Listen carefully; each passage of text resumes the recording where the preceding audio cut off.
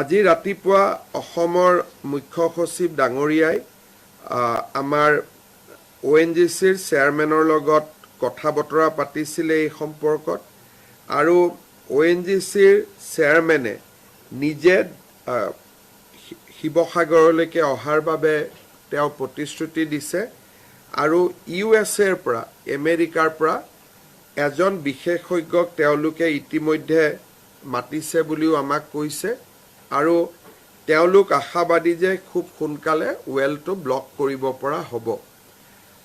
কেন্দ্ৰীয় পেট্ৰলিয়াম সেক্ৰেটাৰীৰ লগতো আমাৰ মুখ্য সচিব ডাঙৰীয়াই কথা পাতিছিলে আৰু তেওঁ আমাক আশ্বাস দিছে যে আমি যিমান পাৰো সোনকালে এই ব্যৱস্থাখিনি গ্ৰহণ কৰিম। আজি কেন্দ্ৰীয় পেট্ৰলিয়াম মন্ত্ৰী হৰদীপ পুৰী ডাঙৰীয়াই তেওঁৰ কাৰ্যালয়ত এই সম্পৰ্কত এখন সভাও পাতিছিলে, তেওঁ টুইটো কৰিছে, আপোনালোকে দেখিব। আৰু মই গুৱাহাটীত গৈয়ে তেখেতৰ লগত ভিচি এখন কৰিম যাতে সোনকালে এই যিটো গেছ নিগমন বা তেল নিগমনৰ যিটো ঘটনা ঘটি আছে সেইটো যাতে তৎকালীনভাৱে সমাধান হয়। যাৰ যাৰ ক্ষতি হৈছে পৰিৱেশ হাম কটাৰ পিছত ৰাইজে নিশ্চয় ক্ষতিপূৰণো বিচাৰিব। যাৰ যাৰ ক্ষতি হৈছে সেই ক্ষতিপূৰণ আমি কেনেকৈ দিব পাৰিম তাৰ বিষয়েও মই ONGC আৰু কেন্দ্ৰীয় পেট্ৰলিয়াম মিনিষ্টাৰৰ লগত আজি গধূলি মই কথা পাতিম।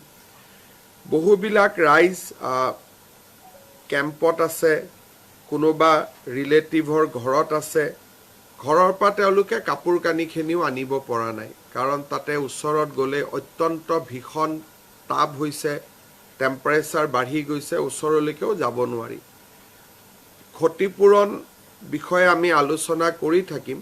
আজি মই এতিয়া মুখ্যমন্ত্ৰীৰ সাহায্য পুঁজিৰ পৰা তেওঁলোকলৈকে প্ৰত্যেকটো পৰিয়াললৈ 25,000 টকা এটা কাপোৰ কানি যাতে কিনিব পাৰে বা ল'ৰা ছোৱালীৰ কিতাপ নোহোৱা হৈ গৈছে, কিতাপকেইখন কিনিব পাৰে, এটা সামান্য বৰঙণি এটা মই এতিয়া আগবঢ়াম। কিন্তু ইয়াৰ লগত ক্ষতিপূৰণৰ কোনো সম্পৰ্ক নাই, এইটো CM ৰিলিফ ফাণ্ডৰ পৰা আগবঢ়োৱা এটা সৰু ব্যৱস্থা এটা, আৰু লাগিলে আৰু যদি তেওঁলোকক প্ৰয়োজন মই আৰু তেওঁলোকক মোৰ ফালৰ পৰা সহায় কৰিম। কিন্তু ক্ষতিপূৰণৰ মুখ্য বিষয়টো ONGCৰ লগত আমি সমাধান কৰিব লাগিব। প্ৰথম প্ৰায়ৰিটি হৈছে যাতে ওয়েলটো আমি বন্ধ কৰিব পাৰোঁ। দ্বিতীয় প্ৰায়ৰিটি হৈছে আমি যাতে পৰিয়ালকেইটাক ক্ষতিপূৰণ দিব পাৰোঁ। 332 of exactly not 350, 10 or 15 will be less.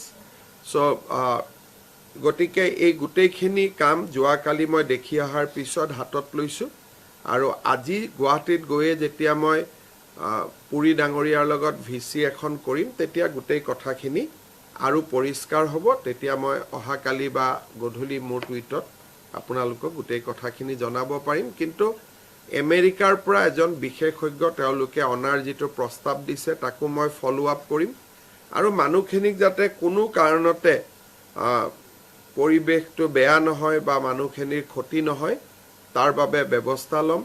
আৰু অহাকালি বা পৰহি পৰিস্থিতি নিৰীক্ষণ কৰি থাকিম আৰু দৰকাৰ হ'লে মই আকৌ এবাৰ শিৱসাগৰলৈকে আহিম।